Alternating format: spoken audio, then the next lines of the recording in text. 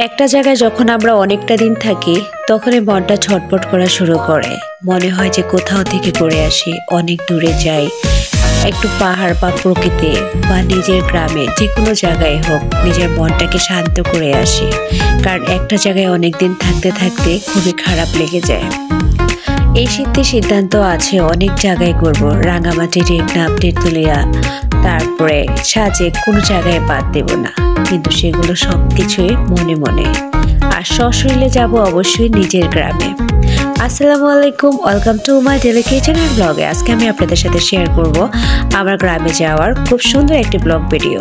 তা আপনারা সম্পূর্ণটা দেখতে থাকুন।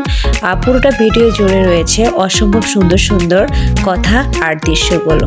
প্রথমে আমরা সকলে মিলে গাড়িতে উঠে কাশপুর ব্রিজটা পার করলাম।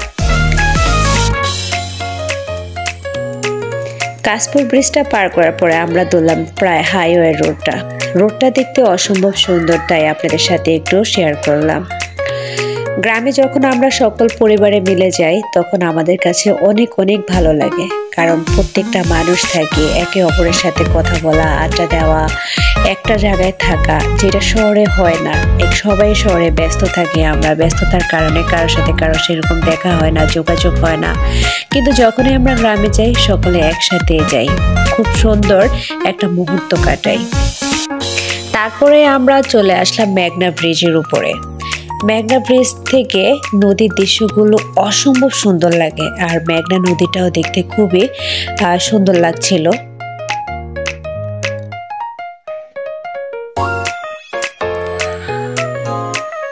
সত্যি বলতে নদী, পাহাড়, পর্বত এগুলো দেখলে মানুষের অশান্ত মন শান্ত হয়ে যায়। যে কোনো মানুষেরই নদী, পাহাড়, পর্বত এগুলো ভালো লাগে, শুধু আমার না।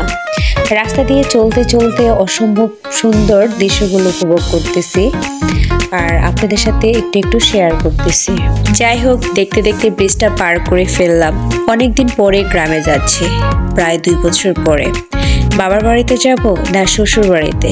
নিজস্ব তো কোনো বাড়ি নেই, তাই না? মেয়েদের কি কোনো বাড়ি হয় না? মেয়েরা হচ্ছে একদমই পানির মতো, যে পাত্রে ঢালবে তারই হয়ে যায়। আমরা মেয়েরা খুব সুন্দর করে বিয়ের আগ পর্যন্ত বাবার বাড়ি সাজাই। কত সুন্দর ক্ষেত আর খালি জায়গাগুলো, আমার কাছে তো অত্যন্ত ভালো লাগলো। পানির মাঝখানে একটা ছোট্ট ঘর, কি যে সুন্দর লাগছে, কি আর বলবো, তাই একটু ক্যাপচার করে নিলাম। মাঠের পর মাঠ, খালি জায়গা, মনে হয় এখানে ধান চাষ হবে কিছুদিন পরে, কারণ খুব ছোট ছোট ধানের চারাগুলো, যেটাকে আমরা জ্বালা বলে থাকি, ওগুলো বপন করা আছে। মাঝখানে সারি সারি গাছপালা, আমার কাছে তো দেখতে অসাধারণ লাগছে।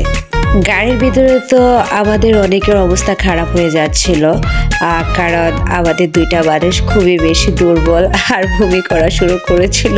একজন আমার বোন, আরেকজন বোনের জামাই, তাদের কোনো অবস্থাই নেই।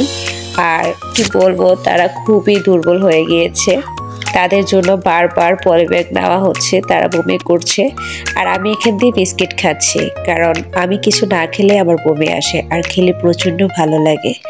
কিছুক্ষণের জন্য আমরা সিগন্যালে পড়ে গেলাম, তারপরে দাঁড়িয়ে রইলাম। জিজ্ঞেস করলাম কেউ কিছু খাবে কিনা, কেউই খাবে না, শুধুমাত্র 2জন মানুষের জন্য, কারণ 2জন খাবে না, সবাইকে খাবে। একটু পরে ড্রাইভার একটা স্ট্যান্ডে থামালো, তিনি গাড়ির তেল নেবে, আর আমরাও এই ফাঁকি দিয়ে টুকটাক কিছু খাবার নিয়ে নিলাম, কারণ কতক্ষণ না খেয়ে থাকা যায়, যেহেতু বাচ্চা কাচ্চা আছে, তাদের তো অবশ্যই খাওয়া লাগবে। তারপরে গাড়িতে এসে দেখে আমার দুলাভাইয়ের নাজেহাল অবস্থা, উনি খুবই দুর্বল হয়ে গেছে, উনি ঘুমোচ্ছে, ওনাকে ডাকছে কিন্তু উঠছে না, অনেক কষ্ট করে উঠালাম। তারপরে আবার আমাদের গাড়িটা লং ট্যুরে যাওয়া শুরু করলো। মনে হচ্ছে আমরা কোথাও অনেক দূরে ঘুরতে যাচ্ছি, এতটাই ভালো লাগতেছিল, কারণ যেহেতু ফুল পরিবার একই জায়গায়, অত্যন্ত ভালো লাগছে। যাদের লং ট্যুরে যাওয়ার ইচ্ছে তারা আমাদের গ্রাম থেকে ঘুরে আসতে পারে, কারণ আমাদের গ্রামে যেতে অনেকটা সময় লেগে যায়। মনে হবে যে আপনি কোনো লং ট্যুরে গিয়েছেন, এখন আপনি উপভোগ করতেছেন সব কিছু। গাড়ির ভিতরে আবারও দেখলাম আমার দুলাভাই আর বোনের অবস্থা অনেক খারাপ, তারা শুধু ঝিমোচ্ছে, আর অন্যান্যরা অনেক সুন্দর। করে হাসি খুশি আছে। সূর্য মামাটা তো আমাদের সাথে সাথে যাচ্ছে, তাকেও আমাদের বাড়িতে দাওয়াত দিয়েছি। সে আজকে আমাদের সাথে যাবে আর দাওয়াত খাবে। ছোটকালে তো ভাবতাম সূর্য বুঝি একটাই, না অনেকটা, নানার বাড়িতে একটা, বাবার বাড়িতে একটা। হঠাৎ করে গাড়িটা অনেক জোরে ধাক্কা খেলো। এই যে এই বাইয়াটা আমাদের গাড়ির নিচে পড়তে যাচ্ছিল। যারাই আমি বলবো যে বাইসাইকেল হুন্ডা চালান হাইওয়ে রাস্তাগুলোতে, তারা একটু খেয়াল করে চালাবেন। আমি সব কিছুর আগে বলবো যে বাইয়াটা যে আল্লাহ তাআলা হায়াত দিয়েছে, এটাই অনেক অনেক বড় একটা অ্যাক্সিডেন্ট হতে পারতো আজকে।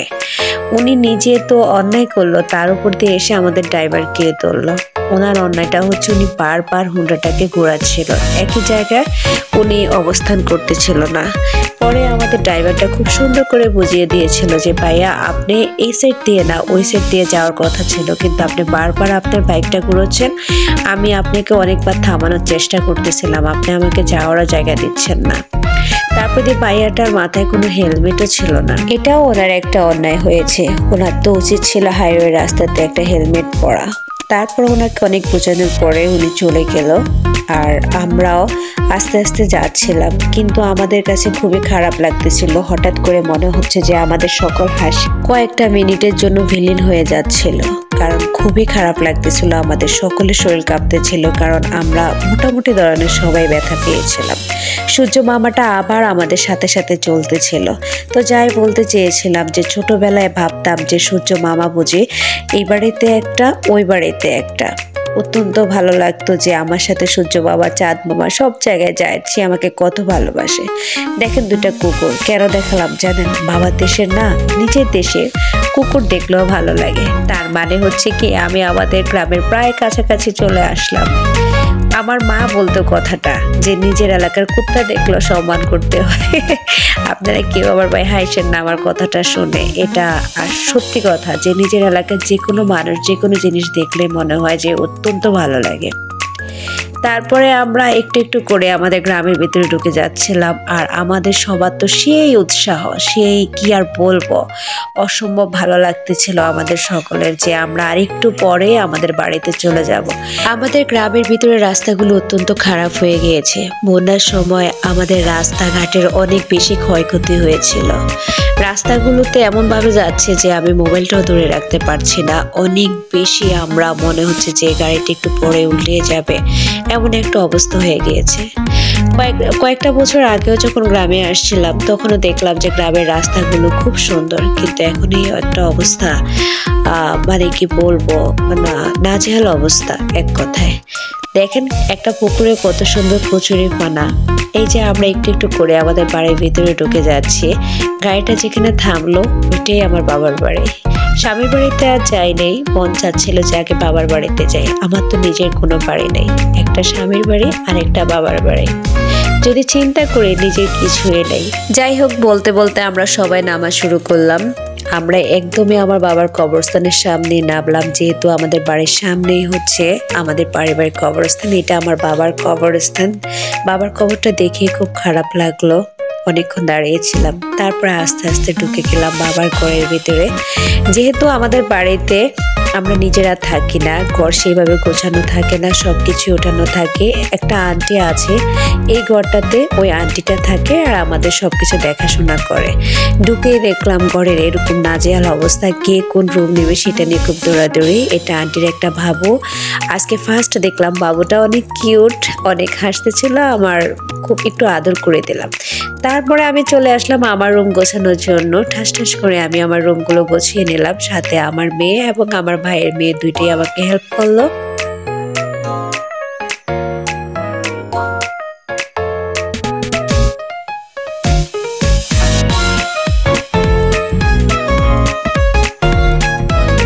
প্রকৃতির সব কিছুই তখনই সুন্দর যখন অসুন্দরকে আপনি যত্ন করে সুন্দর করে তুলবেন। একটু পরে আমার ঘরটা আমি খুব সুন্দরভাবে গুছিয়ে নিলাম আর আপনাদের সাথে শেয়ার করলাম। আসসালামু আলাইকুম। তো আমার ঢাকা টু নোয়াখালীর ট্যুরটা কেমন লাগলো সবাই জানাবেন।